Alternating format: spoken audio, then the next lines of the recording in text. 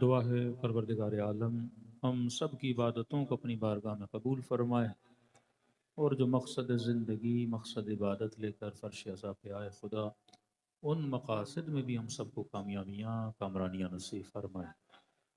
رسول خدا کا بہت ہی مشہور قول جو متفقن علیہ ہے اہل سنت میں شیعوں میں، کہ فرمایا ان الحسین مصباح الہدا والسفینۃ النجات، کہ میرا حسین چراغ ہدایت ہے اور کشتی نجات ہے۔ علماء فرماتے ہیں جب مجلس حسین میں بیٹھو تو یہ تصور کرو کہ حسین کی کشتی میں بیٹھے ہو۔ یہ وہ کشتی ہے جو تجھے دروازے نجات تک لے کر جاتی ہے۔ اب سواری وہ اچھی جو انسان کو راستے میں مشکلات میں نہ ڈالے، سواری وہ جو آپ کو نجات دلائے اور ہدف اور مقصد تک پہنچائے۔ اگر کوئی سواری ہی خراب ہو تو پریشان سوار کو کرتی ہے، اگر ہادی میں ہی گڑبڑ ہو تو پریشان امت ہوتی ہے، لیکن اگر ہادی ایسا ہو جو انسان کو مقصد تک پہنچائے تو دو چیزیں ہیں۔ فرمایا حسین وہ سواری بھی ہے جو تجھے ہدایت دیتا ہے، دوسرا فرمایا حسین چراغ بھی ہے، مصباح بھی ہے، وہ نور بھی ہے جو تمہیں راستہ بھی دکھلاتا ہے۔ آپ کے پاس بہترین گاڑی ہو لیکن رات میں جائیں گاڑی کی ہیڈ لائٹ خراب ہو، تو یہ ہیڈ لائٹ اسی لیے لگائی جاتی ہے تاکہ مجھے راستے کا پتہ چلے، کہیں میں غلط راستے پہ سوار نہ ہو جاؤں۔ فرمایا یہ مصباح الہدا ہے، حسین وہ چراغ ہے جو ہدایت کا راستہ دکھلاتا ہے۔ راہیں بہت ہیں، باطل کا راستہ ہے، ہدایت کا راستہ ہے۔ فرمایا یہ چراغ ہدایت کا راستہ دکھلاتی ہے۔ دو طرح کے لوگ ہیں، ایک مرتبہ آپ نے کہا شاہ فیصل سے میں نے ڈی ایچ اے جاننا ہے، تو جناب ڈی ایچ اے کا راستہ کون سا؟ کسی نے کہا اس راستے سے جاؤ ڈی ایچ اے پہنچ جاؤ گے۔ آپ نے کہا میں نے حیدرآباد جاننا ہے، کہ یہ موٹر وے کا راستہ ہے، چڑھو گے موٹر وے پہنچ جاؤ گے۔ ایک مرتبہ آپ کسی سے پوچھتے ہو کہ جناب میں نے ڈی ایچ اے جاننا ہے، تو کہتا ٹھیک ہے آپ میری گاڑی میں بیٹھیے، میں آپ کو ڈی ایچ اے پہنچا کر آتا ہوں۔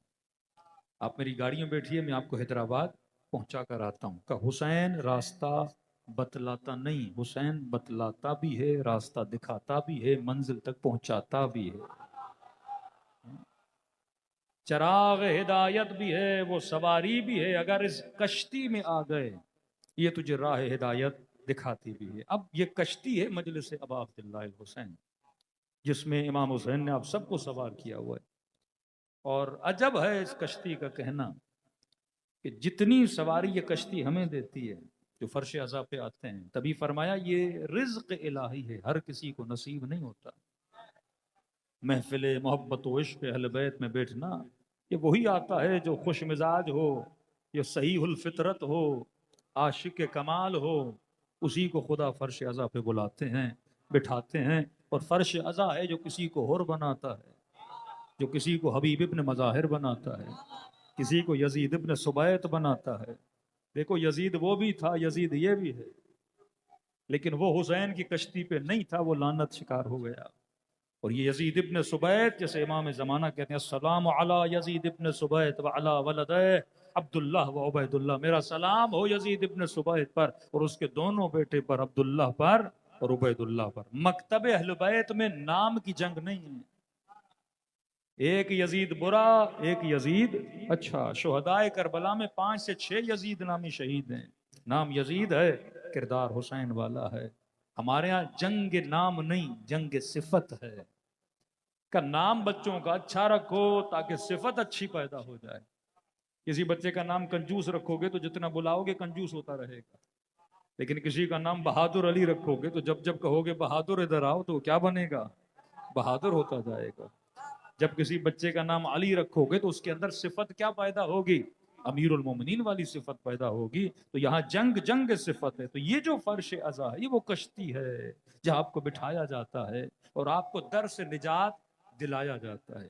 اب دیکھیے یہ کشتی کرتی کیا ہے؟ دنیا کا کوئی مکتب نہیں، کوئی مذہب نہیں جس میں اتنے لیکچر ہوتے ہوں جتنے شیعہ میں ہوتے ہیں۔ یہ ورلڈ ریکارڈ بن سکتا ہے۔ محرم اور سفر شیعہ مجلس میں آتے ہیں کہ اہل سنت کے عالم دین تھے، کہہ رہے تھے مولانا آپ لوگ بڑے خوش نصیب ہو شیعہ مولوی۔ میں نے کہا کیوں؟ کہ آپ کو ہمیشہ آپ اپنی قوم ملتی ہے کہ ہم تو جمعے کا انتظار کرتے ہیں، ہاں اس میں بھی بوڑھے حضرات زیادہ آتے ہیں، تھوڑے بہت جوان آ جاتے ہیں، خواتین نہیں ہوتی، بچے نہیں ہوتے، لیکن جو پلیٹ فارم اہل بیت نے آپ کو دیا ہے، جس میں بوڑھا بھی بیٹھا ہے، بچہ بھی بیٹھا ہے، مائیں بھی بیٹھی ہیں، بہنیں بھی بیٹھی ہیں، اور یہ نہیں کہ اگر آفیسر ہے تو اوپر بیٹھے گا، یہ نہیں کہ میجر ہے، بریگیڈیئر ہے، وزیر اعظم ہے، کہ حسین سب کو فرش عذاب پہ بٹھاتے ہیں، سب کو خاکی بناتے ہیں، کہ یہاں سب کی کیٹیگری ایک ہے، اور وہ کیٹیگری عشق حسین ابن علی ہے۔ یہاں پہچان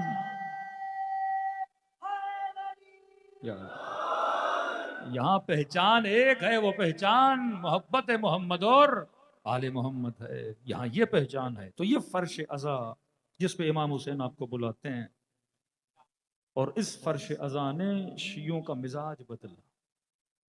میں ہمیشہ کہتا ہوں کہ خود اہل بیت کا چاہنے والا کہ جو 2 مہینے مجلس حسین سنے، اب یہ ایام ختم ہوں گے، پھر فاطمیہ شروع، پھر مہینہ ڈیڑھ جناب سیدہ کے فضائل سنیں، پھر رجب شعبان ولادتیں سنیں، پھر رمضان کا مہینہ اللہ کا ذکر، اہل بیت کا ذکر، امیر المومنین کی شہادت کی مجلسیں سنیں، پھر رمضان نہ بھی ہو، کوئی عام دن ہو تو گھر میں کوئی اللہ نے اولاد دی، اس خوشی میں مجلس کروائے، کوئی نظر کی، نیا گھر لیا، اس میں ذکر اہل بیت کروائے۔ مطلب یہ جب تک زندہ رہتا ہے ذکر اہل بیت کرتا ہے، جب دنیا سے جاتا بھی ہے تو مجلس ترحیم کرا کے ہی چلا جاتا ہے۔ ہاں؟ کس قوم میں اتنے لیکچر ہوتے ہیں؟ قبلہ ہم تو انتظار کرتے ہیں جمعے میں اگر ہمیں مل جائیں تو 4 ہم نصیحت کی باتیں کریں۔ آپ کی نسلیں تو ہر جگہ آپ کے پاس کیا ہیں؟ اویلیبل ہیں۔ تو کل حسین امت کے لیے نعمت تھے، آج حسین کی مجلس امت کے لیے نعمت ہے۔ دوسرا جملہ سنیے کہ کل ابا عبداللہ الحسین نے اسلام بچایا، کہ اگر امام حسین نہ ہوتے یا آج دینی غیرت جو معاشرے میں پائی جاتی وہ نہ ہوتی، اور آج اگر اسلام کی عزت کو کوئی بچا رہا ہے تو وہ فرش عزا پہ بیٹھنے والے بچا رہے ہیں۔ 40 سے زیادہ مسلمان ملک ہیں، میں نے کہا بہادر لیڈر کیوں پیدا نہ کر سکے؟ وزیر ہیں، وزیر اعظم ہیں، بادشاہت ہیں، میزائلیں ہیں، گولیاں ہیں، بندوقیں ہیں، جرت نہیں ہے کہ گولی چلائیں، ہاں جرت نہیں ہے کہ ایک میزائل چلائیں۔ 40 سے زیادہ مسلم ملک، ہاں امت بہادر ہے، مسلمان بہادر ہے، میں لیڈرز کی بات کر رہا ہوں۔ 40 سے زیادہ مسلمان ملک، ایک بھی ملک نہیں ہے جو بہادر لیڈر پیدا کر سکے، جو اسلام کے دشمن کی آنکھوں میں آنکھیں ڈال کے بات کر سکے، جو وقت کے یزیدوں کو للکار سکے، جو وقت کے ظالموں کو للکار سکے، کہ 60,000 سے زیادہ مسلمان فلسطین میں ابھی تک مارے جا چکے، پہلے گولیوں سے مر رہے تھے، بموں سے، اب بھوک سے مر رہے ہیں، کہ ان کے جسموں کو دیکھ کے انسان کے رونگٹے کھڑے ہو جاتے ہیں۔ تو وہی حالت ہے جو افریقہ میں ہم سنتے تھے کہ لوگ بھوک اور افلاس سے مر رہے ہیں، آج امت کے بچے، امت کی بچیاں بھوک کی وجہ سے مر رہی ہیں۔ 40 سے زیادہ مسلمان ملک بہادر لیڈر نہ پیدا کر سکے۔ اب ان 40 ملکوں میں ایک آدھا ملک ہے جو علی کا ماننے والا ہے، جو حسین کا ماننے والا ہے، جنہوں نے 2 آئیڈیالوجیز لی ہیں، امیر المومنین کی شجاعت، اور 2 امام اگر کسی کے پاس آ گئے، وہ زیدی ہو، وہ اسماعیلی ہو، وہ شیعہ اثنا عشری ہو، وہ بحیرہ ہو، جو بھی ہو، جس نے 2 کو مانا، ایک علی ابن ابی طالب، دوسرا حسین ابن علی،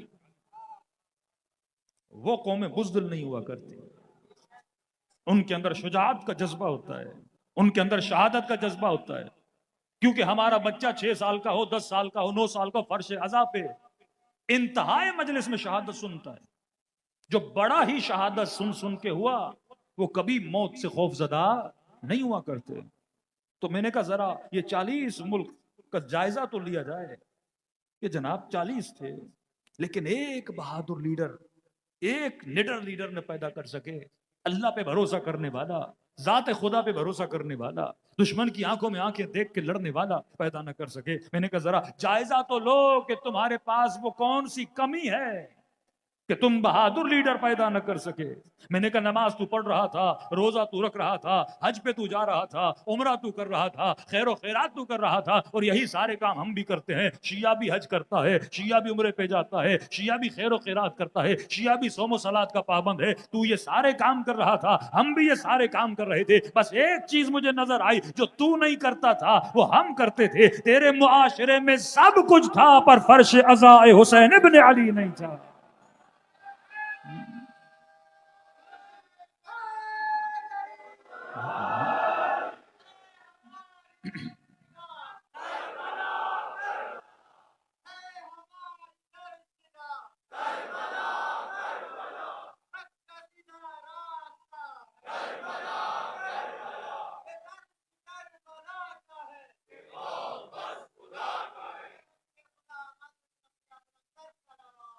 اللہم صلی علی محمد. سب کچھ تھا. اللہم صلی علی محمد.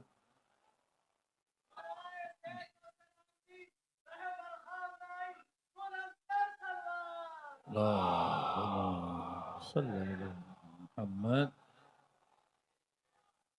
میں نے کہا کیوں کہ تیرے پاس فرش عزاء حسین نہیں تھا. یہ فرش عزاء نسلوں کو کیا بناتا ہے؟ بہادر بناتا ہے. جو قومیں یزیدیت مرد آباد کہیں، حسینیت زندہ باد کہیں، فرش عزاء پہ کیا ملتا ہے؟ اسلام کی بلندی، رسول کے اقوال، قرآن کی تفسیر، شجاعت کا درس. اصل آج کے زمانے میں جو جنگ ہے وہ جنگ فکر ہے. آج جنگ افکار ہے. فرش عزاء پہ فکر دی جاتی ہے. کون سی فکر؟ شجاعت کی فکر. شیعہ نے کبھی بزدلوں کو امام نہیں مانا. فطرت کا تقاضا ہے، فطرت شجاع کو پسند کرتی ہے. فرش عزاء فطرت کو تازہ کرتا ہے. ہر مسلمان کی فطرت ہے ظالم سے نفرت کرنا، مظلوم کی حمایت کرنا. یہ فطرت کے اندر، یہ سکھانے والی چیزیں نہیں ہیں. یہ انسان کی نیچر میں کہ انسان ظالم سے محبت نہیں کر سکتا. مظلوم کی حمایت انسان کی نیچر میں. اب ساری نیچر انسانیت. انگریز کتنی حمایت کر رہے ہیں، جرمنی میں کتنے جلوس نکلے. اب جا کے دیکھیں یورپ والے، اب وہ جو نکل رہے ہیں مسلم کی محبت میں نہیں نکل رہے. یہ فطرت کی آواز ہے کہ فطرت کبھی ظلم کو پسند نہیں کرتی. اور حسین کیا کرتے ہیں؟ ہماری فطرتوں کو زندہ رکھتے ہیں. بھائی امام حسین شیعوں کے دلوں کو مردہ نہیں ہونے دیتے. کیسے؟ مولا کبھی دل کو سنگ نہیں بننے دیتے، پتھر نہیں بننے دیتے. جو ہر دوسرے دن تیسرے دن مجلس حسین میں آئے، مصائب حسین پہ روئے، اس کا دل کیسے سخت ہوگا؟ کہ بار بار کبھی علی اصغر کے مصائب سن کے روتا ہے، کبھی سیدہ زینب کے مصائب سن کے روتا ہے، کبھی امام حسین کے مصائب سن کے روتا ہے. تو دل کیا ہوتا رہتا ہے؟ نرم ہوتا رہتا ہے. اور جس کا دل نرم ہو کیسے ممکن ہے وہ کسی مظلوم کے لیے آواز کو بلند نہ کرے؟ تو کربلا نے ہمیں کیا بنایا؟ بہادر بنایا. میں نے کہا تو بہادر لیڈر نہ پیدا کر سکا کیونکہ تمہارے پاس آئیڈیالوجی آف ابا عبداللہ الحسین نہیں تھی. یمن کے مسلمان، آپ ان کی جسامت دیکھیں گے، دبلی سی، پتلی سی، پھٹے ہوئے جوتے. سوویت یونین کے زمانے کی کلیشنکوف ہیں. 40 مسلمان ملک ملے تاکہ یمن کو زیر کیا جائے. یہ وہی یمن جو آج فلسطین کی مدد کر رہا ہے. مسلمان بھی اس کے پیچھے لگا ہے جو اسلام کے دشمن کا دشمن ہے. 40 ملک ملے. آپ کے پاکستان سے ریٹائرڈ فوجیوں کو سربراہ بنایا گیا کہ بھائی یہ ٹریننگ دیں. تو اسلام آباد میں ہم کہیں بیٹھے تھے، کسی ریٹائر کوئی جنرل صاحب تھے. تو ہم نے کہا کہ سب کچھ کیا انہوں نے، جنگ نہیں جیت پائے. ماہر ترین افراد یہاں سے بھیجے گئے، مہنگے سے مہنگے اسلحے، F-16 جہاز لیے، سب کچھ کیا. میں نے کہا جیت نہیں پائے. تو انہوں نے مزاحن کہا کہ مولانا مسئلہ یہ ہے کہ اگر کوئی ٹرینر ہو گھوڑوں کا، مہارت رکھتا ہے گھوڑوں کو دوڑانے میں، ٹرین کرنے میں، تو گھوڑوں کو اس کے گدھے دیے جائیں اس کو. تو وہ کتنا بھی ماہر ہو گدھوں کو ٹرینڈ نہیں کر سکتا. ایک ایک ٹینک جو انہوں نے خریدا تھا وہ $2 سے $20 ملین کا ٹینک تھا. ٹرمپ کا زمانہ تھا، پچھلا زمانہ، جان کیری وزیر خارجہ تھا، اس نے عرب ملک کے وزیر خارجہ کو بولا، ایک کمرے میں بٹھا کے ذلیل کیا، کہ تجھے شرم نہیں آتی؟ ہم نے 20-20 ملین کے ٹینک دیے ہیں اور ہمیں سننے میں آ رہا ہے کہ تمہارے فوجی ایک یمنی پھٹی ہوئی جوتیاں دبلا پتلا سا کلیشنکوف لے کے حملہ کرتے ہیں اور تمہارے فوجی ٹینکے چھوڑ کے بھاگ جاتے ہیں۔ میں نے کہا ہوتا کوئی جان کیری کو سمجھانے والا، جناب تو ان کو ٹینکے دے سکتا ہے، علی کی شجاعت کا حوصلہ نہیں دے سکتا۔ یہ حوصلے فرش عزا سے ملتے ہیں کہ دنیا کو نظر آتا ہے کوئی ماں ہے مجلس حسین میں آئی ہے، بچہ گود میں ہے اور علی اصغر پہ رو رہی ہے، اسے وہ آنسو نظر آتے ہیں، لیکن انہیں فرش عزا کی روح نظر نہیں آتی۔ جب علی اصغر پہ روتی ہے تو یہ ماں کے دل میں جگر اور بہادری پیدا ہوتی ہے، ارے جب رباب اپنا اصغر قربان کر سکتی ہے تو میرے بیٹے کی قیمت کیا ہے؟ جب یہ بوڑھا فرش عزا پہ آ کے علی اکبر کے مصائب پہ روتا ہے، تجھے وہ مصائب کے آنسو نظر آتے ہیں، لیکن وہ جگر حسین نظر نہیں آتا کہ جب حسین دین پر اپنے 18 سال کا جمع قربان کر سکتا ہے تو میرے بیٹے کی قیمت کیا ہے؟ کبھی دیکھا کہ وہ باپ 5-5 بچے قربان کرے لیکن چہرے پہ شکن نہ ہو؟ پارا چنار کے جوان کوئٹہ کے بزرگوں کو جا کر دیکھیے، 5-5 بچوں کے لاشیں، آریوں سے ان کے جسموں کو کاٹا جائے، بسوں سے اتار کے زندہ جلایا جائے، لیکن یہ فخر کرتا ہے کیونکہ اس نے درس کس سے لیا ہے؟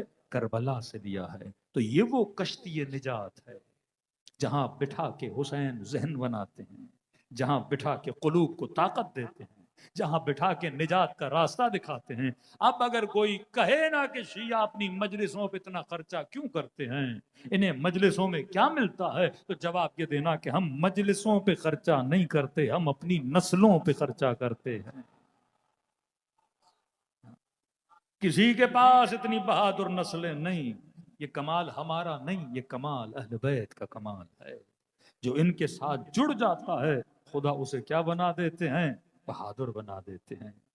دوسرا سب سے بڑا کام جو فرش عزا کرتا ہے، یہ کشتی حسین، امام حسین آپ کی محبتوں کو خالص کرتے ہیں۔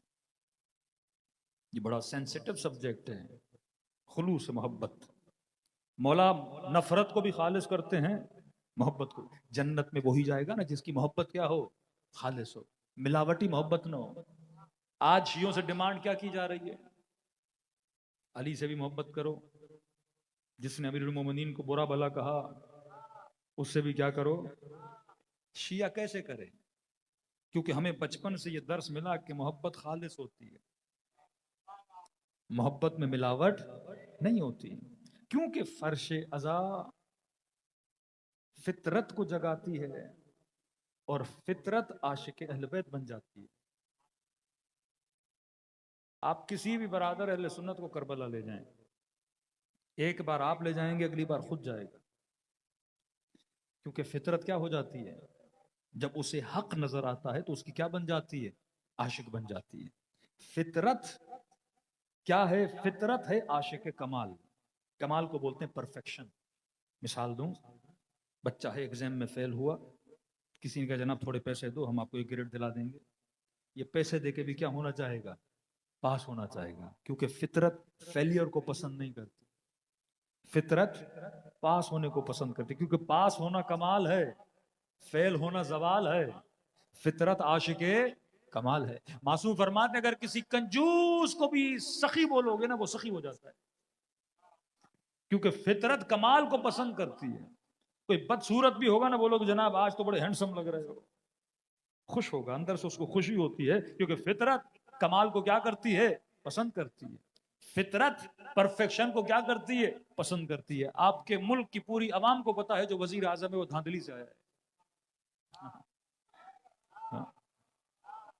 لیکن کرسی پہ بیٹھا ہوا ہے، لیکن کرسی پہ بیٹھا ہوا ہے، کیوں؟ فطرت ہے بھائی۔ فطرت کو جھوٹی کرسی بھی ملے، اسے مزہ آتا ہے جب کوئی بولتا ہے نا وزیر اعظم صاحب، دل میں اس کو پتا ہے میں نہیں ہوں، لیکن اسے مزہ آتا ہے کیونکہ فطرت ہے بھائی۔ میں نے کہیں کہا، میں نے کہا 1960 سے لے کے اب تک پاکستان میں جتنے مولوی ممبر پر آئے ہیں ایک بھی علامہ نہیں تھا، لیکن ہمیں مزہ آتا ہے جب آپ ہمیں علامہ بولتے ہیں۔ سارے دھاندلی زدہ علامہ ہیں، ایک بھی اوریجنل علامہ نہیں ہے، پور جتنے خطیب اٹھا لیں شیعوں کے، لیکن ہم لقب دیتے ہیں علامہ صاحب، مولانا ہیں، خطیب ہیں، ذاکر ہیں، لقب خمینی صاحب اتنے بڑے مجتہد، کسی نے علامہ نہیں کہا. آیت اللہ بہجت علامہ نہیں بنے، آغا سیستانی علامہ نہیں ہے. لیکن ہمارا 2 مجلسیں پڑھنے والا علامہ سیستانی علامہ نہیں، خمینی علامہ نہیں، بہجت علامہ نہیں، نخدکی علامہ نہیں، اصفہانی علامہ نہیں. علامہ کون؟ حسن زاد عاملی. علامہ کون؟ مجلسی. علامہ کون؟ طباطبائی. کیوں علامہ اسے بولتے ہیں جس نے کم از کم 50 سے 60 کتابیں لکھی ہوں. علمی اصطلاح میں ہر چیز کی ایک ڈیفینیشن ہے، لیکن اندھوں میں کانا کیا ہوتا ہے؟ بادشاہ ہوتا ہے. ہمارے علم کی کمی ہے. 2 مجلسیں پڑھنے والا کیا بن جاتا ہے؟ علامہ. مارکیٹ میں جاؤ، جناح کیپ لو، علامہ صاحب آ رہے ہیں. ہاں، امامہ پہن لو، مولانا صاحب آ رہے ہیں. اللہم صلی اللہ محمد. لیکن کیوں؟ ایک ہے اصطلاحی معنی، ایک ہے عوامی معنی. عوام پاکستان میں علامہ اسے بولتی ہے جو مولانا ہو، جو مجلسیں پڑھتا وہ علامہ ہے. علمی ماحول میں علامہ اسے بولتے ہیں تو علامۃ الدہر ہو، جناب اتنی کتابیں لکھی ہوں. جیسے آپ بولتے ہیں یہ جناب بیچلر والا ہے، اس نے ماسٹر کی ہے، اس نے پی ایچ ڈی کی ہے، اس نے ایم فل کیا ہے. کسی کو پروفیسر بولتے ہیں تو یہ القابات علمی القابات ہے نا. اب بچہ آپ کا چلا گیا، پہلا سیمسٹر ہے تو گھر میں آتا ہے، کہتے ہیں ڈاکٹر صاحب آ گیا. پہلا سیمسٹر انجینئرنگ کا پڑھ رہا ہے، انجینئر صاحب آ گئے. تو خوش آمد میں بولنا اور ہے. پاکستانی امید میں بولتے ہیں شاید علامہ بن جائے، اور آج تک مر جاتے ہیں. کوئی 60 کتابیں لکھ نہیں پاتا. ہاں، ذاکر امام حسین ہے، خطیب حسین ہے، مولانا صاحب آ رہے ہیں، حجت الاسلام آ رہے ہیں. حالانکہ ہم میں سے کوئی اسلام کی حجت بھی نہیں ہے. تو یہ خوش آمدی القابات دیے جاتے ہیں، ہم بھی خوش ہوتے ہیں، کیونکہ فطرت کا تقاضا ہے. فطرت اچھائی کو پسند کرتی. آپ بولو گے کنجوس صاحب آ رہے ہیں تو میں پسند نہیں کروں گا. آپ بولو گے فلاں بزدل صاحب آ رہے ہیں تو میں پسند. فطرت ہے نا. کہ ٹی وی پر ایک مناظرہ ہوا تو وہ پہلے سنت کے عالم تھے، بار بار کہہ رہے تھے وہ بھاگ گئے تھے، وہ بھاگ گئے تھے. تو اس نے کہا یہ آپ توہین کر رہے ہیں، یہ آپ توہین کر رہے ہیں، آپ کو نہیں بولنا چاہیے بھاگے تھے. تو انہوں نے کہا جب بھاگے تھے تو میں کیا بولوں؟ اچھا یہ جو کہہ رہے تھے توہین کریں، یہ صحیح کہہ رہا تھا، کیونکہ فطرت ایسے لقب کو پسند نہیں کرتی. کوئی آپ کے والد کو بولے بھاگ گئے تھے تو آپ کو برا لگے گا؟ یقیناً لگے گا نا. آپ کسی کو اپنا بڑا مانتے ہو اور کوئی بولے بھاگ گیا تھا، تو فطرت چھوٹی صفت کو پسند نہیں کرتی. فطرت بھگوڑوں کو پسند نہیں کرتی.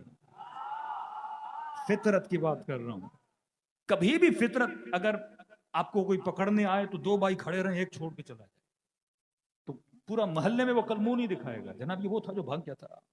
پولیس پکڑنے آئی تھی، یہ ساری چھتیں پھلانگ کے بھاگ گیا تھا، اور ان 2 لوگوں نے گرفتاری دی تھی. تو جیسے جیلوں میں سیاستدان جاتے ہیں، بعض 6 مہینے میں آ جاتے ہیں، بعض سال میں آ جاتے ہیں، تو وہ اپنی فطرت بتا رہے ہیں نا. کون بہادر ہے، کون بزدل ہے، اور فطرت کس کو پسند کرتی ہے؟ بہادر کو پسند کرتی ہے. تو انہوں نے کہا جناب آپ توہین کریں، وہ صحیح تھا، کیونکہ وہ فطرت اس کو اندر سے کھرید رہی تھی کہ کیا ہو رہا ہے. ایک طرف شیعہ بیٹھا ہے اور وہ کہہ رہا ہے میرا مولا کھڑا رہا، ڈٹا رہا، ٹوٹی ہوئی تلوار سے لڑتا رہا، مصطفیٰ کا ایسے دفاع کیا جیسے مسلمان کعبے کا طواف کرتا ہے.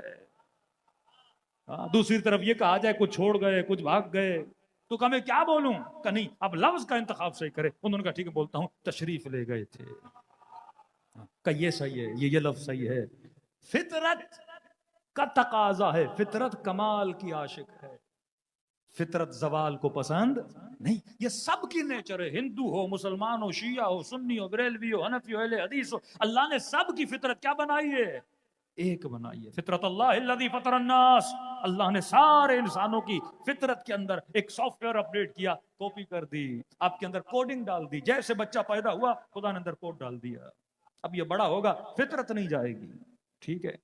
پھر حسین کی مجلس میں آ کے حسین اس سافٹ ویئر کو اپڈیٹ کرتے ہیں. کبھی فطرت خراب بھی تو ہو جاتی ہے، کبھی فطرت بگڑ بھی تو جاتی ہے، کبھی فطرت کو وائرس بھی تو لگ جاتا ہے. تو یہ ساری کلیننگ کہاں ہوتی ہے؟ مجلس حسین. یہ حسین کا سافٹ ویئر اپڈیٹ ہے، کسی اور کا نہیں ہے. یہاں حسین سافٹ ویئر کیا کرتے ہیں؟ اپڈیٹ کر دیتے ہیں. تو انسان حر بن کے نکلتا ہے، حبیب بن کے نکلتا ہے، سلمان بن کے باہر آتا ہے.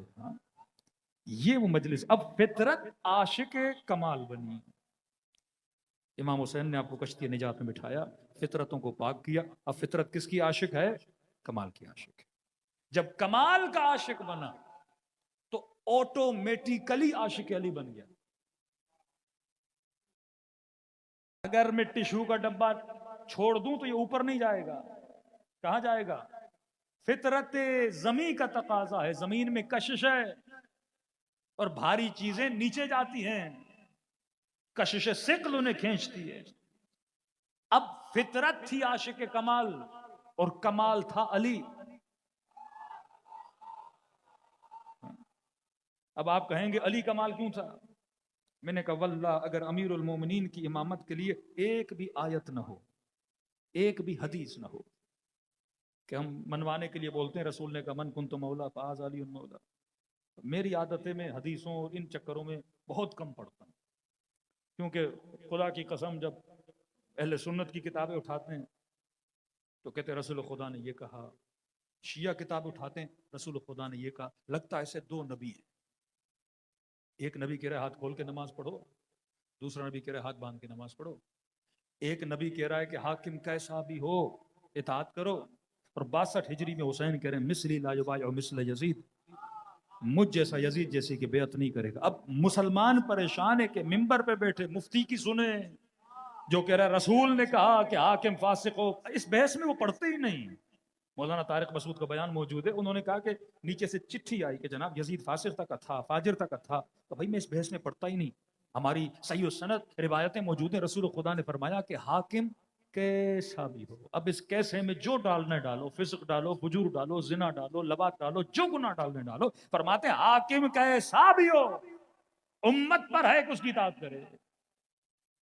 اب یہ جمع کرے تو کیا کرے؟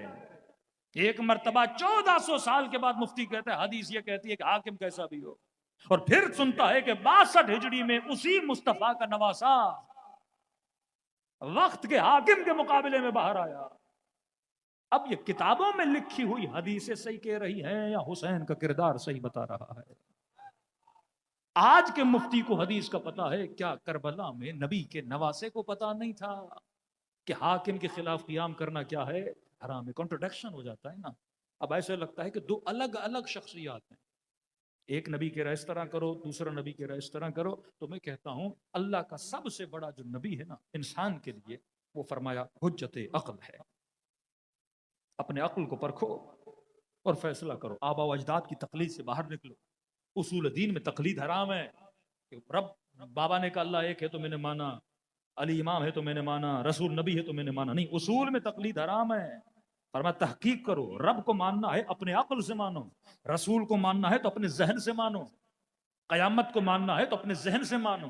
تقلیدی عقیدے والوں کو خدا جنت میں نہیں بھیجے گا، تحقیق والوں کو خدا جنت میں بھیجتا ہے. کیونکہ اگر قیامت کے دن ایک ہندو کھڑا ہوا اور خدا نے کہا تو نے کس کی عبادت کی؟ کہ خدا میں نے بت کی عبادت کی. پوچھے گا تم نے بت پرستی کیوں کی؟ کہ خدا باپ کے کہنے پر.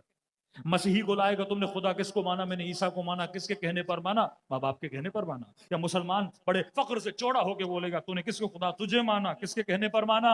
ماں باپ کے کہنے پر مانا. تو خدا کہے گا میں خدا عادل ہوں، اگر اس جواب کی بنیاد پہ تجھے جنت میں بھیجوں تو ہندو کو جہنم میں کیوں بھیجوں؟ اور اس جواب کی بنیاد میں اگر اسے جہنم میں بھیجوں تو تجھے جنت میں کیوں بھیجوں؟ پڑھو علی کا نہج البلاغہ. فرماتے آئے خدا علی نے جنت کی لالچ میں تیری عبادت نہیں کی، جہنم کے خوف میں تیری عبادت نہیں کی. علی نے تیری عبادت اس لیے کی کیونکہ علی نے تجھے ہی لائق عبادت مانا.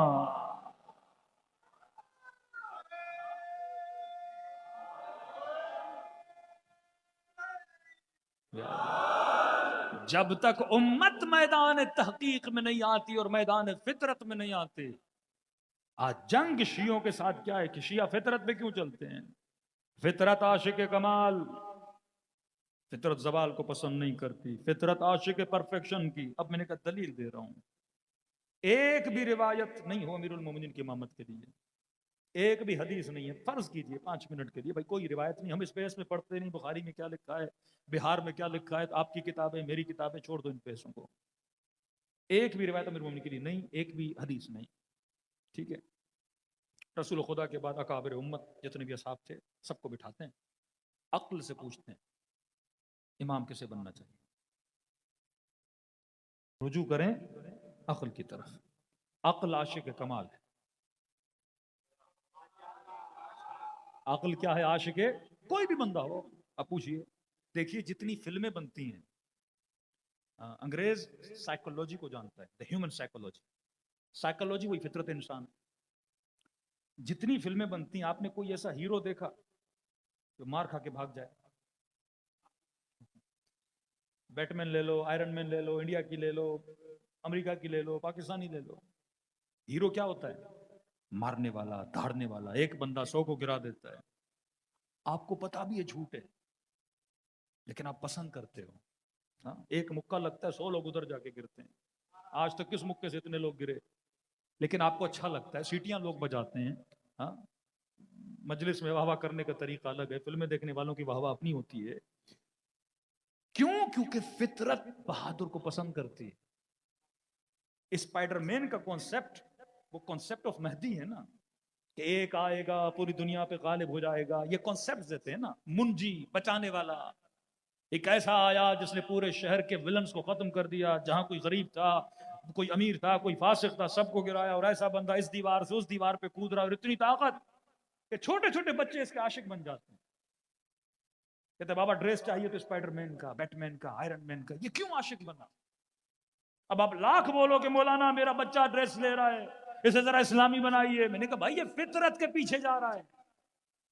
فطرت عاشق کمال ہے. اس بدبخت نے فلم میں سارا کمال اس کے اندر رکھ دیا ہے, کیریکٹر کے اندر ڈال دیا. تو فطرت کیا بنی؟ فطرت کی عاشق بنے گی نا. اسے بہادر ملے گا تو اس کا عاشق بنے گا. تو اس نے ہیرو کو, آج تک کوئی ہیرو بزدل نہیں ہوتا, سارے بہادر. ولن کیا ہوتا ہے؟ ظالم, بیڈ کیریکٹر, ظلم کرنے والا, لوٹنے والا, مظلوموں کا حق کھانے والا. تو فطرت اس کی کیا بن جاتی؟ خود ولن. مطلب آپ کی فطرت بول رہی ہے ولن ہے, آپ کی فطرت بول رہی ہے ہیرو ہے. تو اب میں نے کہا کہ 4-5 بڑوں کو بٹھاؤ, فطرت سے پوچھو کہ امام کیسے ہونا چاہیے. کوئی حدیث نہیں, کوئی روایت نہیں, کوئی قرآن کی آیت نہ ہو. 4-5 قبیلے کے بڑے بیٹھے, ہم نے کہا امام کیسے ہونا چاہیے. فطرت کہے گی اسے امام بناؤ جو حسب میں سب سے بہتر ہو, جو نسب میں سب سے بہتر ہو, جو شجاعت میں سب سے زیادہ ہو, جو علم میں سب سے زیادہ ہو, جو کسی میدان کو نہ چھوڑنے والا ہو, جو شب ہجرت موت کے بستر پہ سونے والا ہو, جس کے بچے حسن و حسین جیسے سیدہ و شباب اہل جنات, جس کی زوجہ سیدت و نساء العالمین, جس کی ولادت ہو تو اللہ کے گھر میں, شہادت ہو تو اللہ کے گھر میں. جس مہینے میں شہادت ہوئی وہ سارے مہینوں سے افضل, جس رات میں شہادت ہوئی لیلۃ القدر وہ ساری راتوں سے افضل, اور اس رات کی جس نماز میں شہادت ملی وہ ساری عبادتوں سے افضل, اور 5 نمازوں میں جو افضل تھی وہ نماز صبح میں شہادت ملی, اور اس نماز کے جس رکن میں شہادت ملی سجدہ وہ سارے ارکان سے افضل.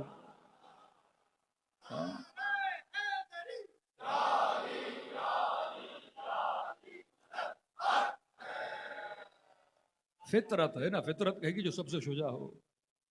شیعہ کبھی لڑتا نہیں, جھگڑتا نہیں, گالیاں نہیں دیتا, کیونکہ اس کے پاس کیا ہے؟ فطرت اور دلیل عقل ہے. کسی نے کہا مولانا بڑا مناظرہ ہوتا ہے, ہمیں کہتے ہیں آپ اتحاد بین المسلمین کی خاطر آپ بھی امیر کو چوتھا مان لو, ضد کیا پہلے کی. میں نے کہا بھائی بیٹا لڑنا نہیں, جھگڑنا نہیں, اس کو لائف ٹائم چیلنج دو. بولو میں علی کو پہلے سے چوتھے پہ ماننے کو تیار ہوں, جب تک زندہ ہو آپ کو لائف ٹائم چیلنج ہے. جاؤ کوئی ایسا لاؤ یا علی جیسا ہو یا علی سے بہتر ہو. میں مان جاؤں گا, ماننے کی تیار ہو. میں نے کہا تو صرف چیلنج دے, ڈھونڈتا ڈھونڈتا ڈھونڈتا ڈھونڈتا پھر تیرے در پہ آئے گا, کہے گا مجھے علی ولی اللہ کا کلمہ پڑھاؤ. فطرت کیا ہے؟ عاشق کمال ہے. اگر میں عاشق علی بنا تو کس کی وجہ سے؟ فطرت کی وجہ سے. آپ کسی ہندو کے لیے بھی سنو گے نا بہت سخی ہے, تو آپ کے دل میں اس کے لیے کیا پیدا ہوگی؟ محبت پیدا ہوگی. کسی انگریز کے لیے بھی سنو گے نا کہ انسانوں کی خدمت کرتا ہے, یہ کرتا ہے, اچھی صفات سننے والوں کی محبت انسان کے دل میں بڑھ جاتی ہے. جار جرداق کرسچن تھا, لبنان کا رہنے والا, 1996 میں دنیا سے چلا گیا. 80 سے اس نے کتابیں لکھنا شروع کی امیر المومنین کی عدالت پر, علی بن طالب کی فضیلتوں پر. اس کے گھر کے باہر تختی لگی ہوتی تھی, وہاں یہ لکھا ہوتا تھا لا فتح الا علی, لا سیف الا ذوالفقار. عاشق امیر المومنین. کہ جار جرداغ تم نے کتاب لکھی علی کی فضیلت میں، تو مسیحی، تو کرسچن، عیسیٰ کی فضیلت میں، موسیٰ کی فضیلت میں، ابراہیم کی فضیلت میں، حضرت اسماعیل کی فضیلت میں کتاب لکھتا، شیعوں کے پہلے امام، مسلمانوں کے چوتھے خلیفے کی فضیلت میں کتاب کیوں لکھی؟ کہ میرا مقصد یہ نہیں تھا کتاب لکھوں، میرا مقصد تھا ایسی کتاب لکھوں جس میں سارے فضائل پائے جائیں۔ تو کہتا اگر عیسیٰ کی فضیلت میں لکھتا تو عیسیٰ کی فضیلت ہوتی، موسیٰ کی فضیلت میں لکھتا موسیٰ کی فضیلت ہوتی، ابراہیم کی فضیلت میں ابراہیم کی فضیلت ہوتی۔ کہتا میں نے ایک ایسے کی فضیلت میں لکھا جس میں ابراہیم کو بھی دیکھا، اسماعیل کو بھی دیکھا، موسیٰ کو بھی دیکھا، جو مجموعہ صفات انبیاء تھا۔ امیر المومنین علی بن ابی طالب، صلوات پڑھیں اللہ کے شان۔ تو اگر آپ عاشق امیر المومنین ہو، یہ کمال آپ کا نہیں، فطرت کا کمال ہے۔ فطرت عاشق خوبی، نیکی۔ تو میں کہتا ہوں ایسی گفتگو کیا کریں، ایسی گفتگو لوگوں کو اپنے آپ سے دور کریں، ایسی گفتگو کریں جس میں کمالات اہل بیت بتائیں۔ جنرل جتنی پبلک ہے وہ علی کی کیا بن جائے گی؟ آٹومیٹیکلی عاشق بن جائے گی، کیونکہ فطرت اس چیز کو کیا کرتی ہے؟ پسند کرتی ہے۔ پہلی چیز اہل بیت فطرتوں کو خالص کرتے ہیں۔ دوسرا کام جو امام حسین کرتے ہیں، ہماری محبتوں کو خالص کرتے ہیں، ملاوٹی محبتوں سے دور کرتے ہیں۔ آپ شیعہ مجلس میں آؤ، 8 سال کا بچہ اٹھاؤ، اس سے بس اتنا پوچھو یزید پہ لعنت کرنی چاہیے کہ نہیں۔ فرش عذاب پہ پلا ہوا بڑا ہوا بچہ، اس سے پوچھو یزید پہ لعنت کرنی چاہیے کہ، میں نے کہا تو پوچھے گا، وہ 10 لعنتیں بھیج کے بتائے گا۔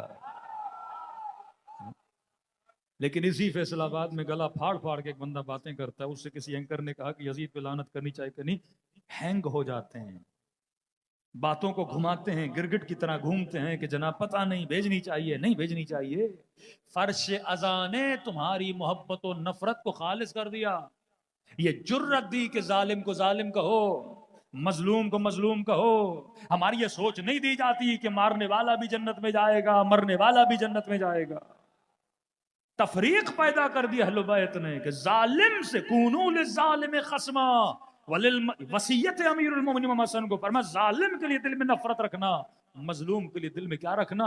محبت رکھنا۔ فرش اذا ہمیں ظالموں سے کیا کر دیتی ہے؟ دور کرتی ہے۔ فرش اذا ہمیں مظلوم کی کیا کرتی ہے؟ قریب کر دیتی۔ یہ غیر محسوس طریقے سے امام حسین آپ کو کیا بناتے ہیں؟ پاک کرتے جاتے ہیں۔ اور سنو، جس کے پاس عقل آ جائے اس کے اندر سے خوف مٹ جاتا ہے۔ میں نے کہا کہ انٹرنیٹ پر زندہ باد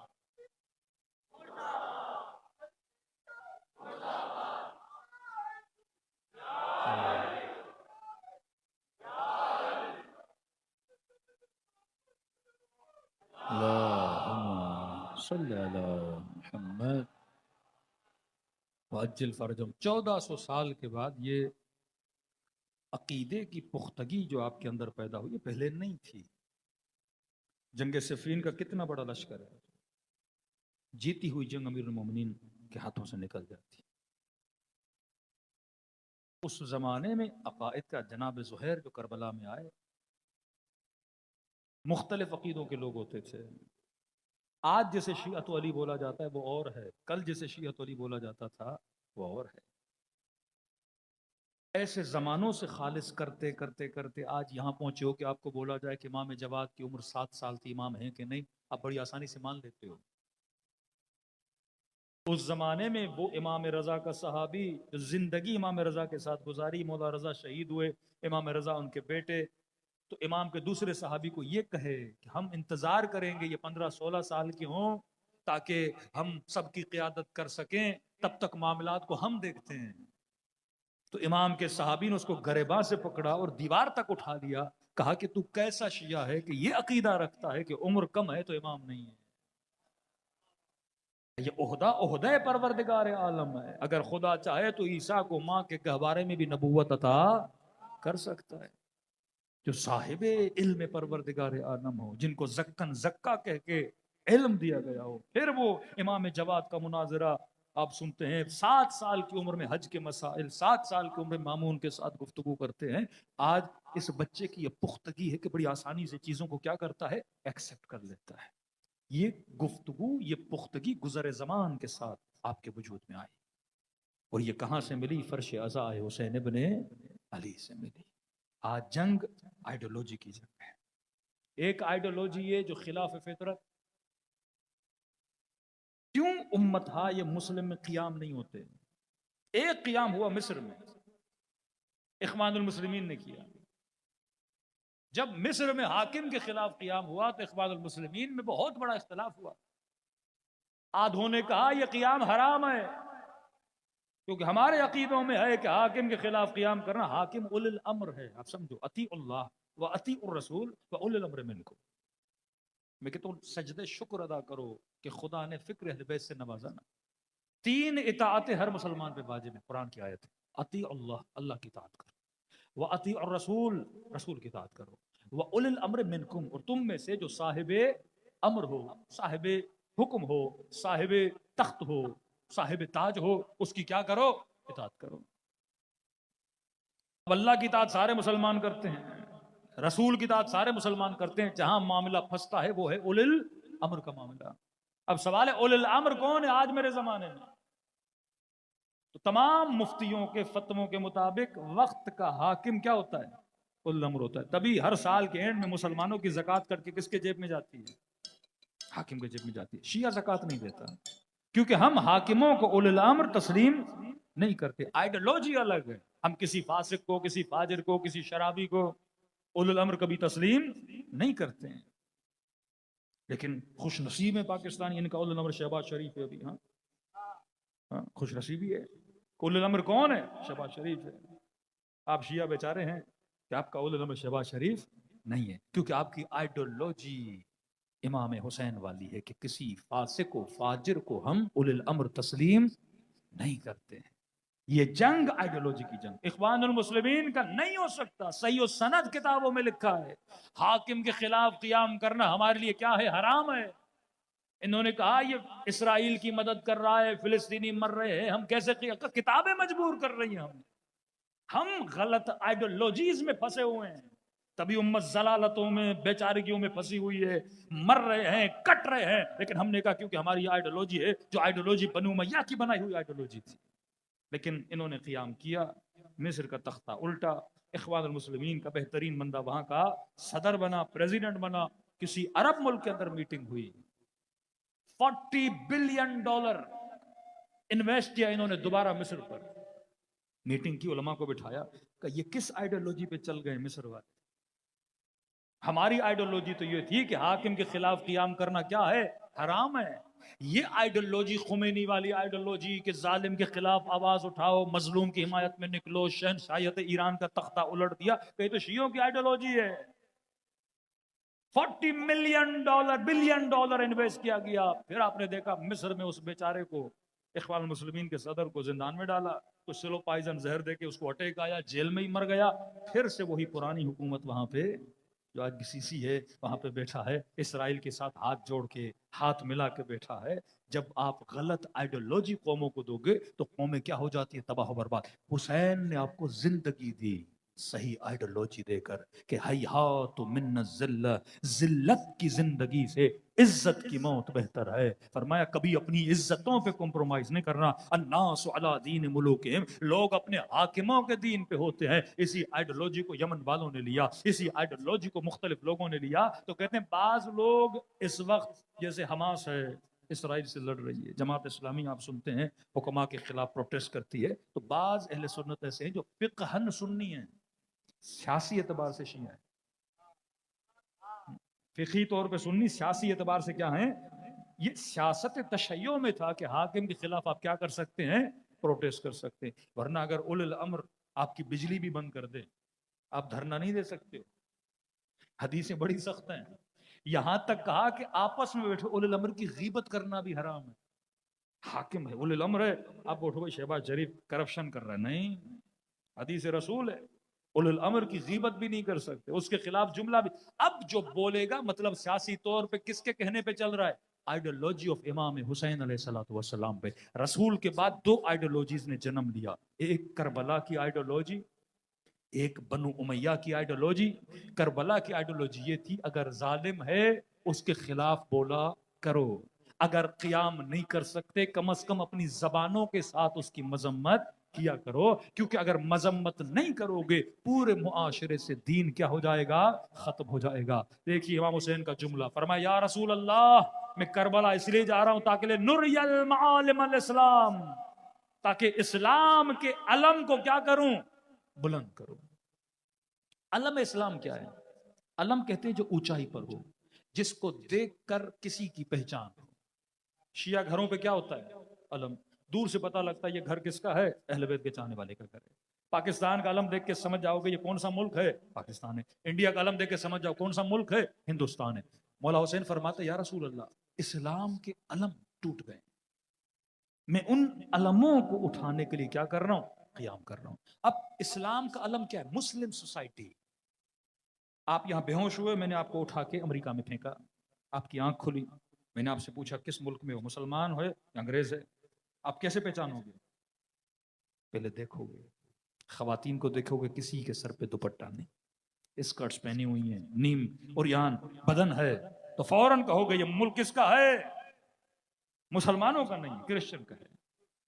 اور اگر کسی کرسچن ملک سے اٹھا کے پاکستان میں پھینک دیا جائے, آنکھ کھلے, ہاں بھائی کہاں ہو, دیکھو گے عورتوں نے برقعے پہنے ہوئے ہیں, چادریں پہنی ہوئی ہیں, حجاب کیا ہوا ہے, مسجدوں سے اذانوں کی آوازیں آ رہی ہیں, فوراً کہو گے کس کا ملک ہے, مسلمان کا ملک ہے.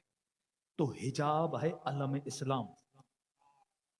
سمجھو بات, یہ خاتون جو حجاب کرتی ہے یہ سمجھو دو ثواب اس کو ملتے ہیں. ایک تو خود حجاب کر رہی ہے شریعت کی پابند, دوسرا جب چادر پہن کے نکلتی ہے تو اسلام کے علم کو کیا کیا ہوا ہے, بلند کیا ہوا ہے نا. شیعہ کالے کپڑے پہنتے ہیں نا, آپ کو کسی کو بتانے کی ضرورت نہیں, شیعہ ہو کپڑا بتاتا ہے میں شیعہ ہوں, میں شیعہ ہوں, میں شیعہ ہوں. یہ علم تشیع ہے, گھروں پہ علم تشیع ہے. کئی چیزیں آپ کی کیا بن جاتی ہیں, نشانیاں. اسلام, حجاب اسلام کا علم, داڑھی سنت رسول اسلام کا علم, یہ علم ہے اسلام ہے. مسجد اسلام کا علم, اذان اسلام کا علم. پتہ چلتا ہے کہ معاشرے میں کیا ہو رہا ہے, اسلام کا علم. اب جو دشمن اسلام ہے جسے زائنس بولا جاتا ہے, وہ آپ سے ہاتھ تب ملاتا ہے جب آپ اسلام کے علم کو گراؤ. آپ کا کوئی بھی حکمران جب ان کے ساتھ ٹیبل پہ بیٹھے گا, شراب رکھنا ضروری ہے, بھلے نہ پیے, چیئر ضرور کرے گا. میری ٹیبل پر آئے ہو تو اپنے علم کو گراؤ پہلے. یہ نہیں کہہ سکتے میں مسلمان ہوں تو ٹیبل سے شراب ہٹا دی جائے, نہیں. جتنے یہاں سے وہاں جاتے ہیں ٹیبل پہ شراب ہوتی ہے. پہلے اسلام کے علم کو گراؤ, پہلے اسلام کی نشانی کو گراؤ, پہلے اپنے تشخص کو مٹاؤ, تب زائنس کی لوبی میں آؤ گے, تب تجھے ایکسپٹ کیا جائے گا. اب تمہارے ملک میں ڈیموکریسی ہے, ماشاءاللہ ہے, بادشاہت ہے, ہمارا سے لینا دینا نہیں ہے, جو ہو تم ہو, لیکن پہلے ہمیں ایکسپٹ کرو پھر ہم تجھے ایکسپٹ کریں گے. اس کی زندہ مثال دے رہا ہوں. اسلام کا علم کیا تھا, حجاب. یو اے ای میں ٹرمپ آیا, ادھر بھی بچیاں کھڑی تھیں, ادھر بھی بچیاں کھڑی تھیں, 14 سال سے 19 سال کی ایج, سب نے اپنے بالوں کو گرایا ہوا تھا. اور بالوں سے ٹرمپ کا کیا کیا, اسے پیغام دیا کہ اسلام میں حجاب ہے علم اسلام, ہم اس علم کو اتار کے بتا رہے ہیں کہ ہم تیری ولایت میں ہیں, ہم تیری ولایت ماننا چاہتے ہیں نا. مسلم جب تک اسلام کے علم, یہ علم تھا جو امام حسین بلند کرنا چاہتے تھے, یہ علم تھا جو تشیع نے آج بلند کیا. پنڈی میں کہتے مولانا عاشور کے جلوس میں کچھ جوانوں نے آیت اللہ خامنئی کی تصویر اٹھائی, کہہ رہے اہل سنت دوڑ دوڑ کے آ رہے تھے اور تصویر کو چوم رہے تھے. میں نے کہا یہ تصویر کو نہیں چوم رہے تھے, فطرت کو چوم رہے تھے. فطرت بہادر کی کیا ہوتی ہے, عاشق ہوتی ہے. شہید حسن نصر اللہ کی پاکستان میں نماز جنازہ غائبانہ پڑھائی گئی, جماعت اسلامی سب نے پڑھائی. کیوں؟ کیونکہ اسلام کے نام کو کیا کیا تھا, بلند کیا تھا. مجلس تمہارے اندر اسلام کے علم کو بلند کرواتی ہے, تمہاری نسلوں کو بہادر بناتی ہے, تمہاری محبتوں کو خالص بناتی ہے, تجھے ظالموں سے دور کرتی ہے, تجھے مظلوم کا حمایتی بناتی ہے, تو گویا تمہارے وجود کو جنتی بنا دیتی ہے. आखिरी जुमला और रब्त मुसीबत, फरमाए मन माता अला हुब्बे आले मोहम्मद मात शहीदा। मोहब्बत खालिस हो गई ना, फरमाए जो इनकी मोहब्बत पे मर जाए वो शहीद होके मरे। ये मोहब्बत क्या है? द वे ऑफ लाइफ है, लाइफ स्टाइल है। क्योंकि जिंदगी हमेशा किसी की मोहब्बत में गुजरती है। नेशनलिस्ट था, किसी पार्टी की मोहब्बत में जिंदगी गुजारती। सियासतदान था, किसी पार्टी की लीडर की मोहब्बत में जिंदगी गुजारती। किसी फिरके में था, अपने फिरके की मोहब्बत में जिंदगी गुजारती। हिंदू था, बुद्ध की मोहब्बत में जिंदगी गुजारती। बाप था, बेटे की मोहब्बत में सब कुछ लुटा दिया। आशिक था, किसी की मोहब्बत में जिंदगी तबाह कर दी। मोहब्बत में जिंदगी चल रही है ना। पर मन मात अला हुब्बे आले मोहम्मद मात शहीदा। ये जिंदगी की जो गाड़ी है ना, इसका जो ट्रैक है, इसका जो रोड है, वो मोहब्बत है। अब तुम जिंदगी की गाड़ी किसकी मोहब्बत में चला रहे हो, ये मैटर करता है। अगर मोहब्बत मोहम्मद और आले मोहम्मद में जिंदगी, अब मोहब्बत है तो महबूब का रंग आएगा तेरे अंदर। मोहब्बत है तो तखल्लकू बिअखलाकिल्लाह, अल्लाह की मोहब्बत है तो तुम्हारे अंदर अखलाक खुदा आएगा। हुसैन से मोहब्बत है तो अखलाक हुसैन आएगा। आज कोई कह सकता है शिया कंजूस है, जितना शिया खिलाता है कोई खिलाता है। मुहर्रम में देगें, न्याज, हलीमें, रोडों पे सबीले लगा के। किसी गांव में गया, उन्होंने कहा मौलाना पहली मर्तबा हमने दूध पिया तो शियों की सबीलों से पिया बचपन में। हाँ, कुंजी कुंजी पाई पाई जमा करके सबीले बना के शरबत पिला के। और ये नहीं कि शिया पिए, सबील लगाते हैं, सब आओ, जितनी इफ्तारियां ये करवाएं, जितनी सबीलें ये लगाएं, हलवे ये खिलाएं। हाँ, पूरा मुहर्रम सफर खिलाएं। कुंडे के दिन आए तो सुबह हलवे खिलाएं मुसलमानों को, आओ घरों में आके खाओ। ऐसे लोगों से कोई नफरत करेगा जो सिर्फ खिलाते हैं, जो सिर्फ पिलाते हैं, जो शरबतें पिलाएं। कुरान में है कि सिरातल लज़ीना अनअमता अलैहिम, खुदा मुझे उस रास्ते पे चला जिस पे नेमत नेमत नेमत हो। मैंने कहा अगर जहन बनाते हैं दुनिया में कोई ऐसा फिजिकल रास्ता हो, फिजिकल, जहां पे नेमत ही नेमत, अगर ढूंढने निकलें कि मुझे कोई ऐसा रास्ता चाहिए जिस पे नेमत ही नेमत हो, मैंने कहा चैलेंज है, पूरी दुनिया घूम लो, 2 किलोमीटर का रास्ता नहीं मिलेगा। न अमेरिका में, न यूरोप में, न वेस्ट में, न ह्यूमन राइट्स वालों में 2 किलोमीटर का रास्ता नहीं दिखा सकते जिसमें नेमत ही नेमत हो। आ मैं तुझे करबला ले जाता हूं। नजफ से लेके करबला 70 किलोमीटर का रास्ता है जिसके चप्पे चप्पे पे नेमत है। ये इतना सखी कैसे बना? कोई पांव दबा रहा है, कोई खाना खिला रहा है, कोई शरबत पिला रहा है। मौकबों में ऐसी, हाँ भाई किसके साथ जा रहे हो? फलां काफले के साथ। हाँ, कौन सा पैकेज है? $2000 वाला। खाना क्या मिलेगा? मौलाना चॉइस है। आप कहाँ जा रहे हो? मौलाना हम गरीब हैं, $600 वाले में, $700 वाले में। होता है ना। पिछले साल या शायद से पिछले साल कितने लोग हज में मारे गए? मोर देन 400-600 लोग मारे गए। मैंने एक दोस्त को फोन किया, मैंने कहा आपका हज सही गुजरा? कहा मौलाना हम तो एक ग्रेड में थे, हमारे मौकबों में ऐसी था, हज पे खेमों में अरफात में ऐसी वैसी, पानी वानी, हम नहीं मरे। मैंने कहा ये जो बेचारे मर गए का, ये बेचारे लोकल थे या विदाउट पैकेज वाले थे? गर्मी इतनी, पानी नहीं था, कुछ भी नहीं था। हज में भी पैकेज चलते हैं, लेकिन हुसैन की मशी में कोई पैकेज नहीं। हाँ? नजफ से पैदल करबला जाओ, किसी मौकब पे नहीं लिखा अमीरों का मौकब है, गरीब नहीं आएगा। सेम जगह पे सारे बैठेंगे, सारे खाएंगे, सबके लिए ऐसी रूम है, सबके पाँव। ये अखलाक कहां से आया आपके अंदर? इतनी सखावत कहां से आई? $2 मिलियन, मेरा दोस्त है, $2 मिलियन का मौका बनाया उसने करबला में। तो $1 मिलियन समझते हो कितना पैसा? 60 करोड़ उसने लगा दिए इमाम हुसैन के मौके पे, पाकिस्तानी 60 करोड़। इतना सखी बना दिया हुसैन ने आपको, इसार में डाल दिया इमाम हुसैन ने आपको, साबिर बना दिया इमाम हुसैन ने आपको। तो हुसैन को मानोगे तो अखलाक हुसैन निकलेगा, अहले बैत को मानोगे तो उनके अखलाक के रंग में क्या हो जाओगे? रंग जाओगे। तो का मन मात अला हुब्बे आले मोहम्मद माता शहीदा। ये जो मोहब्बत है ना, ये ट्रैक है, ये लाइन है जिस पे चलते हो, और गाड़ी चलते चलते इंसान को कहां पहुंचाती है? या शहादत पे या जन्नत पे। अब छोटी सी मिसाल दे रहा हूं, आपने कराची से जाना है हैदराबाद। मैंने कहा गाड़ी कौन सी है? गाड़ी मीन्स लाइफ। आपने कहा बेहतरीन गाड़ी है मौलाना, प्राडो गाड़ी है, स्पीड बड़ी अच्छी है, पेट्रोल फुल किया हुआ है। हाँ भाई चढ़ेंगे मोटर पे, कितनी देर में पहुंचेंगे हैदराबाद? का गाड़ी स्पीड से 1.25 घंटे 1.5 घंटे में पहुंच जाएंगे। मैंने कहा ठीक है। आप यहां से निकले हैदराबाद के लिए।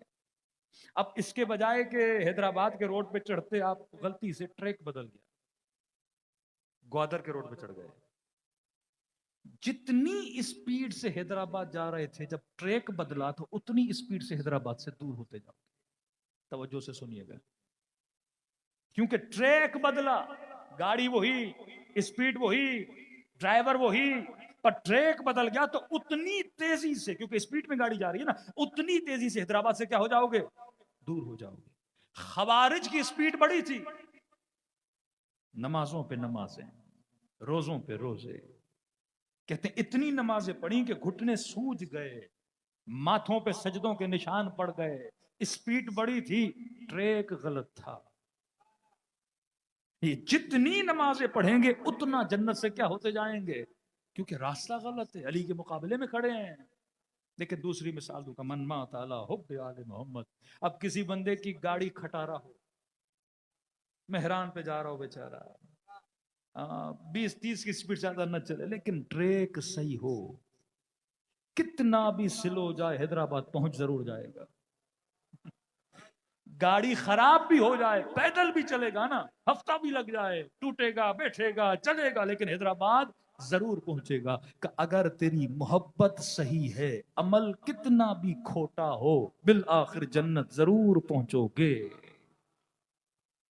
क्योंकि ट्रैक क्या है, सही है। फर्श अज़ा आपको सही ट्रैक दिखाता है, सही रास्ता दिखाता है। ये राह हुसैन है, ये राह अक्ल है, ये राह शऊर है, ये राह फितरत है, जो इंसान को आशिक मोहम्मद और आले मोहम्मद बना देती है। सलवात पढ़े मोहम्मद व आले।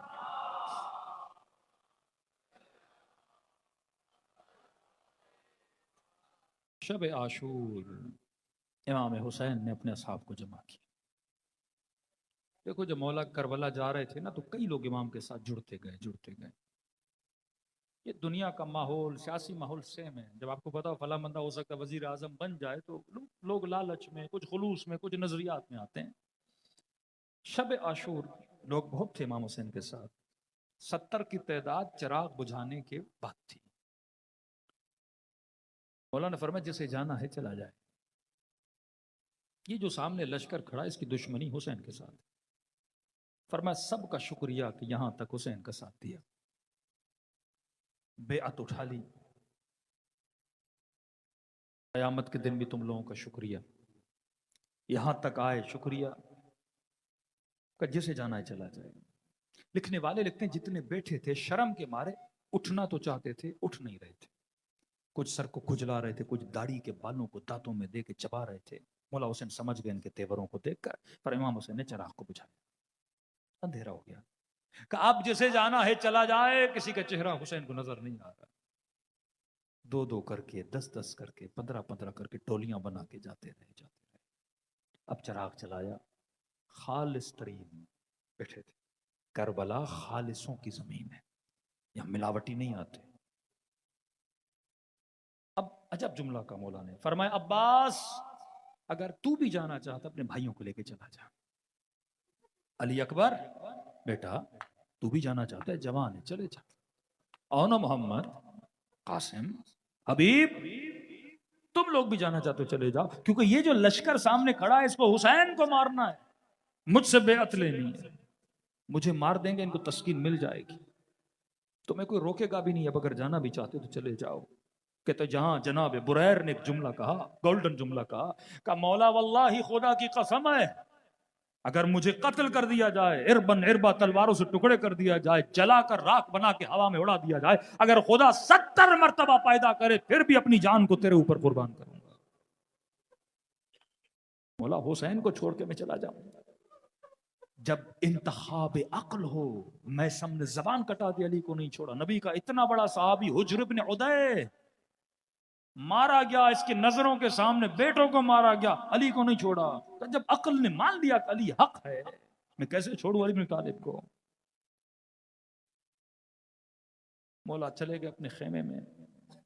मौला का सहाबी गालिबन हंजला कहता मैं पहरा दे रहा था कि कहीं यजीदी लश्कर में से कोई सिपाही आए ना, ख़याम हुसैनी पे हमला न करे।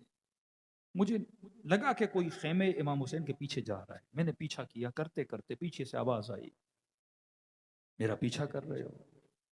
मैंने कहा नहीं मौला, हिफाजत के लिए आ रहा हूं।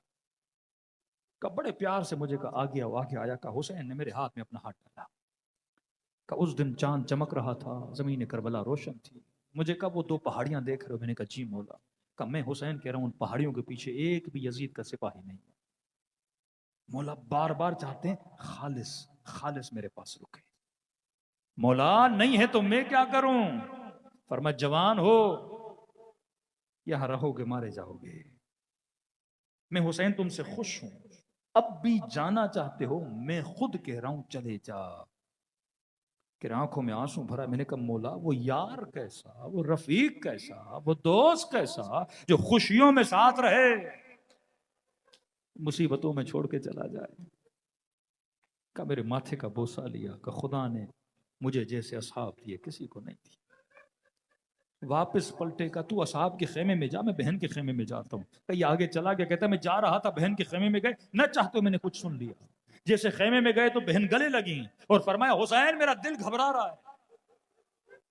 کہ بہن پریشان نہ ہو، کہ حسین اتنے چھوڑ کے چلے گئے تجھے، راستے میں اتنے آئے چھوڑ کے چلے گئے، حسین مجھے خوف ہے کہیں ایسا نہ ہو یہ جو رکے ہیں یہ کل چھوڑ کے چلے نہ جائیں۔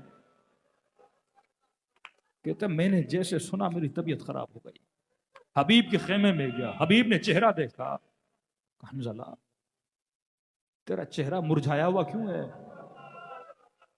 کس بات نے تجھے پریشان کیا؟ دکھی کیوں ہو؟ کہ حبیب وائے ہو ہم پر کہ علی کی بیٹی کو ہم پہ بھروسہ نہیں ہے۔ کہ کیا ہوا؟ کہ بھائی کو رو رو کے کہہ رہی ہیں کل ایسا تو نہیں ہوگا یہ بھی چھوڑ کے چلے جائیں۔ حبیب نے کہا سعید کو بلاؤ، زہیر کو بلاؤ، جون کو بلاؤ، اصحاب حسین کو بلاؤ، سارے جمع۔ حضرت عباس دوڑے دوڑائے، چچا حبیب کیا ہوا ہے؟ کہ مولا یہ بنو ہاشم کا مسئلہ نہیں، ہم اصحاب حسین کا مسئلہ، بس اجازت دیں سیدہ کے خیمے کے سامنے بیٹھے ہیں۔ کہتے ہیں صف لگا کے بی بی کے خیمے کے سامنے آئے اور فرمایا واللہ بی بی خدا کی قسم ہے جب تک ہم زندہ ہیں حسین کے بدن پہ آنچ بھی آنے نہیں۔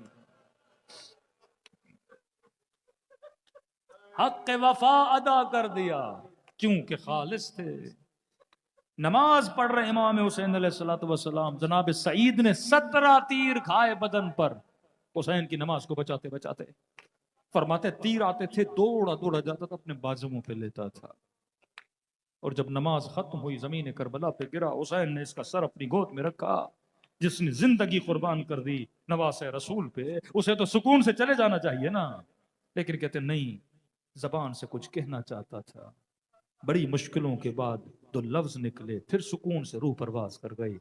جملے یہ تھے مولا الرضیت، کیا تو مجھ سے راضی ہوا؟ خطبہ ہے امام حسین کا، فرمایا بالرضانا رضا اللہ، ہماری رضایت میں خدا کی رضایت ہے۔ فرمایا سعید میں بھی راضی، میری اماں زہرا بھی راضی۔ مقصد مجلس حسین، یہ آنسو کیا ہے؟ یہ محبت کا نتیجہ ہے۔ جب مجھے اپنے بیٹے کا غم دیکھا نہیں جاتا، میں سنوں کہ نبی کے نواسے کے بدن پہ گھوڑے دوڑائے گئے، ارے دشمنی تھی تو گھوڑے کیوں دوڑائے؟ کہتے ہیں جب اصغر کے گلے میں تیر لگا تو فوج اشکیا چیخ اٹھی کہ ابن سعد تو نے دھوکہ دے کے ہمیں یہاں بلایا ہے۔ کہ کیسا دھوکہ؟ کہ بولتے رہے حسین بیعت نہیں کر رہا، حسین بیعت نہیں کر رہا، اکبر بیعت نہیں کر رہا، عباس بیعت نہیں کر رہا، تو ہم مارنے کے لیے آئے۔ لیکن کہ ابن سعد 6 مہینے کا بچہ جو اپنی ماں کو ماں نہیں کہہ سکتا، تم نے اس سے کیسی بیعت لینی تھی کہ گلے میں تیر چلا دیا؟ کربلا حجتیں تمام کرتی ہے کہ دیکھ کیا ظلم ہوا نبی کے نواسوں پر۔ فرمایا مچھر کے پر کے برابر آنکھیں گیلی ہو جائیں، اس آنسو میں اتنی طاقت ہے وہ تیرے گناہوں کو مٹا سکتا ہے۔ چوتھے امام فرماتے ہیں کثرت سے میرے بابا کو سلام کرو۔ فرمائے مولا اتنی تاکید کیوں ہے زیارت عاشورہ 100 مرتبہ السلام علیکہ یا ابا عبداللہ، السلام علیکہ یا ابا عبداللہ؟ کہ مولا کیوں؟ فرمایا کیونکہ عاشورہ کے دن میرا بابا ترس گیا تھا۔ کا صبح عاشور خیمے سے نکلے، عباس آتے تھے آقا سلام، اکبر کہتا تھا بابا سلام، قاسم چچا سلام، مونا محمد مامو سلام، حبیب آقا سلام، مولا سلام. کا ظہر عاشور کے بعد جب اصحاب شہید ہو گئے کوئی تھا ہی نہیں. کا ترس گئے تھے کوئی آئے مجھے سلام کرے. کا مولا 30,000 کا لشکر، مسلمان کہتے تھے نہیں باغی ہے سلام نہ کرنا. کہ جب تم میں سے کوئی میرے بابا کو سلام کرتا ہے ان کے کلیجے کو ٹھنڈک ملتی ہے. دلوں کو کربلا لے جائیں، نصف اللیل ہے، قبولیت دعا کی گھڑی ہے. مولا کو ایسے سلام کرو جیسے زین اپنے بھائی کو کیا، جیسے سکینہ نے بابا کو کیا. السلام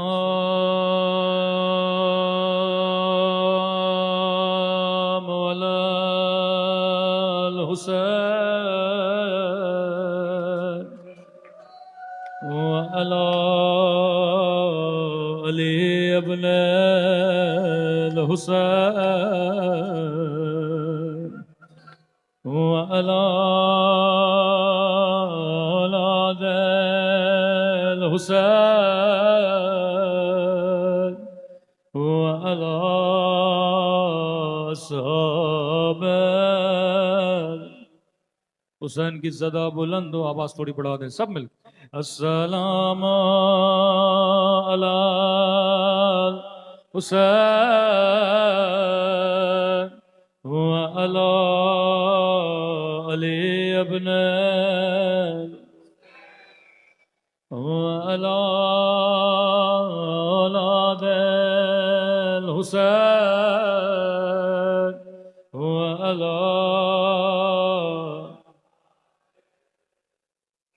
تھوڑا ڈیلے دیں آواز میں سب مل کے. السلام علی وعلی علی ابن وعلی اولاد وعلی اصحاب. سب مل کے السلام علی وعلی علی ابن وعلی اولاد وعلی اصحاب. آوازیں بہت کم ہیں سب مل کے السلام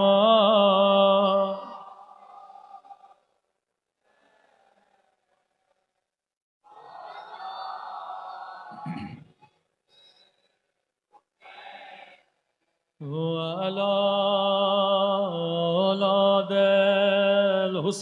الحسین وعلی اصحاب. میرا سلام ان ننھے سے رخساروں پہ،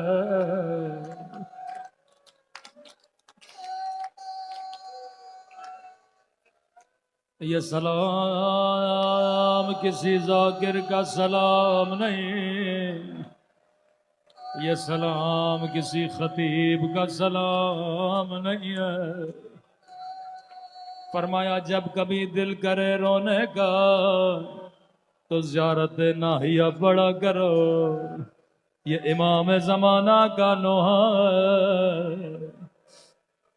کسی شہید کا نام نہیں لیا، اشارہ کیا، فرمایا میرا سلام ان ننھے سے رخساروں پہ. اللہ جانے یا علی اصغر کے رخسار یا قاسم کے رخسار، جواب میرے مولا نے خود دیا. میرا سلام ان ننھے سے رخساروں پہ، او جن کا رنگ بدلتا رہا، یہ نہیں کا رنگ بدل گیا بلکہ بدلتا رہا. کبھی شمر کے تماچوں نے رنگ نیلا کیا، کبھی ظالم کے تماچوں نے رنگ سیاہ کیا. اگر کوئی اہل سنت کہے یہ شیعہ تماچوں پہ اتنا کیوں روتے ہیں، اسے صحیح بخاری کی حدیث سنایا کرو. رسول خدا فرماتے مسلمانوں، اگر حیوان کو بھی ادب کرنا ہو اس کے بدن پہ مارا کرو، لیکن کبھی اس کے چہرے پہ نہ مارا کرو. حیوانوں کے چہروں کا بھی احترام کیا کرو. میرے چوتھے امام فرماتے ہیں بچی کی گود میں بابا کا سر تھا، کہنے لگی میرے غریب الوطن بابا، او میرے 3 دن کے پیاسے بابا، بابا ذرا آنکھیں کھولو، ذرا میرے رخسار دیکھو. او بابا میرا رخسار چھوٹا تھا لیکن ظالم کا ہاتھ بڑا تھا.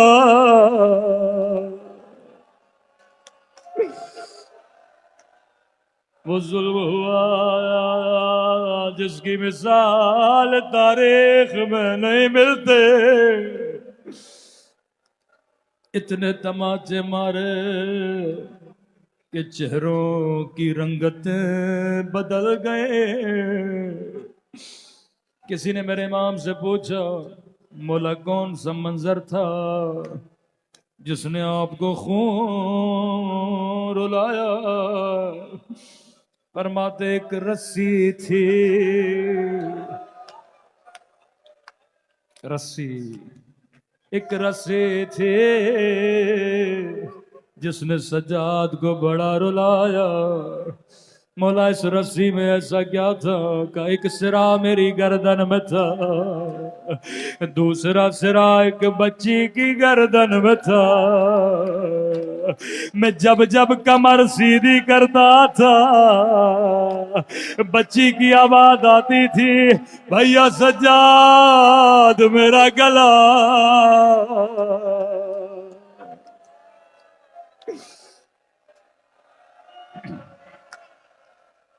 کا پورے رات سے میری کمر جھکی رہے کہیں بچے کا گلا گھٹ نہ جائے. لیکن اس منظر سے زیادہ شرابی کے دربار نے رلایا. یہ لئی اپنے تخت پہ بیٹھا تھا، ایک ایک بی بی کو دیکھتا تھا، پوچھتا تھا شمر بتا یہ کون ہے؟ یزید تو اندھا ہو جاتا لیکن کبھی علی کی بیٹیوں کو نہ دیکھتا. کا اس لئی کی نگاہ 4 سالہ بچی پہ پڑ گئے. جیسے سکینہ کو دیکھا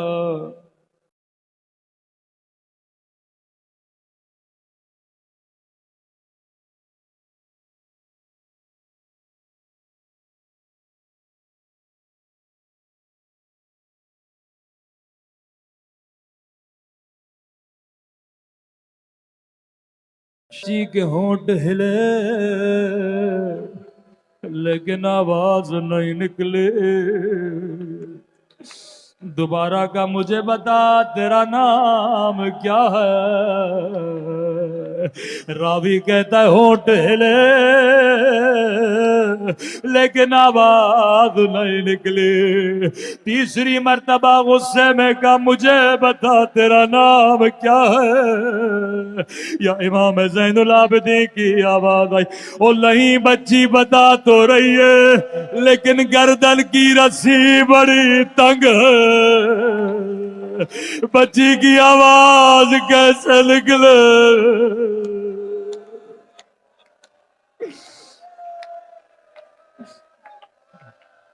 لئین حکم دیا رسی کھولی جائے.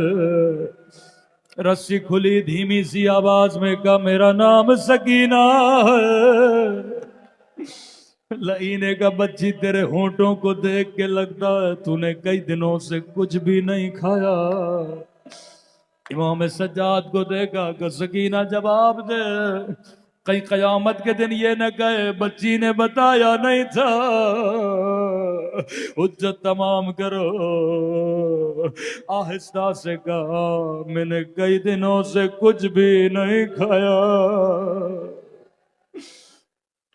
کہتا ہے سکینہ سنا ہے تیرا بابا تجھ سے بڑا پیار کرتا تھا۔